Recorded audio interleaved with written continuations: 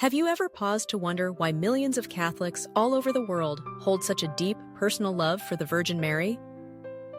It isn't rooted solely in the fact that she is the mother of Jesus, though that bond in itself is profound and unique within all of Christianity. For many Catholics, the love for Mary stems from an experience. They have felt her love touch their lives personally, in moments of joy and in times of need.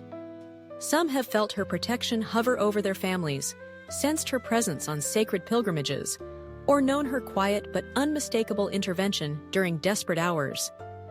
Mary is a mother to the world, and for those who look to her, that motherly care is something real, something experienced, something alive. This is why she is cherished so deeply. And as we journey further, you'll hear a testimony of Mary's miraculous help, a story of hope, faith, and love. So, why do Catholics love Mary in a way that goes well beyond simple doctrine? The answer is beautifully simple: because they have truly encountered her.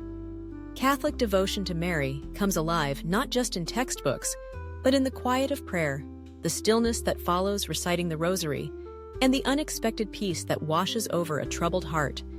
Prayer beads slide through fingers as the Hail Marys are whispered, but it is not empty repetition.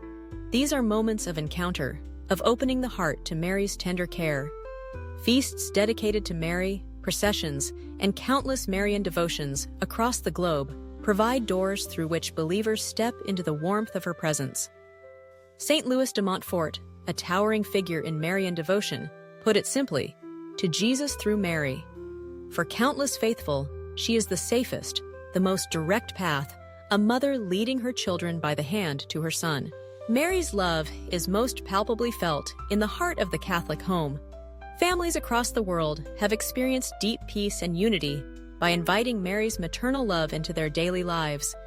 She is the protector of families, a mother who, from her heavenly home, watches over each member with gentleness and strength. It's not uncommon to hear stories from parents and children, stories of healing that came after a heartfelt prayer, of arguments resolved, and bonds mended after turning to Mary.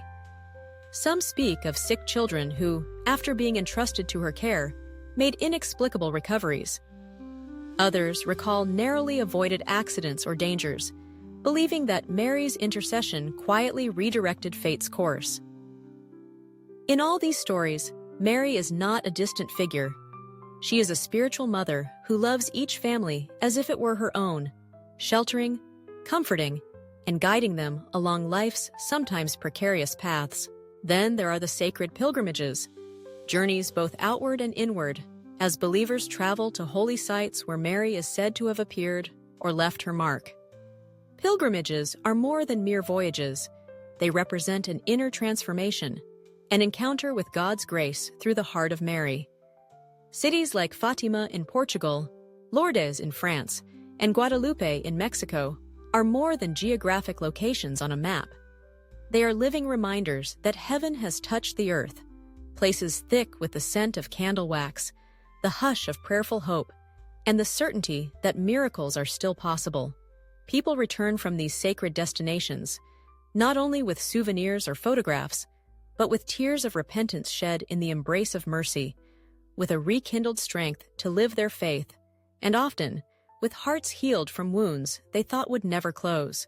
For many, a pilgrimage is the turning point, the moment when Mary draws back the veil between heaven and earth, just enough for them to step into grace. But these encounters are not just collective, they are deeply personal. The world is filled with testimonies of Mary's miraculous help, stories carried quietly in the hearts of ordinary people. Consider the soldier, whose life hung in the balance in the chaos of a battlefield. An explosion should have ended his story, but he survived, unscathed except for the singed edges of a picture of Mary he kept in his pocket. He later told his family that he was certain Mary herself had shielded him in that critical moment, or the mother who, after years of infertility and despair, traveled to Lourdes with dreams as depleted as her hope. She bathed in the waters, prayed with tears, and left changed. Within months, she found herself expecting a child, a gift she attributes to Mary's intercession. Then, there is the young man who, weighed down by darkness and on the verge of ending his life, heard the familiar words of the Hail Mary spoken by a passing stranger at just the right moment. The sound stopped him in his tracks.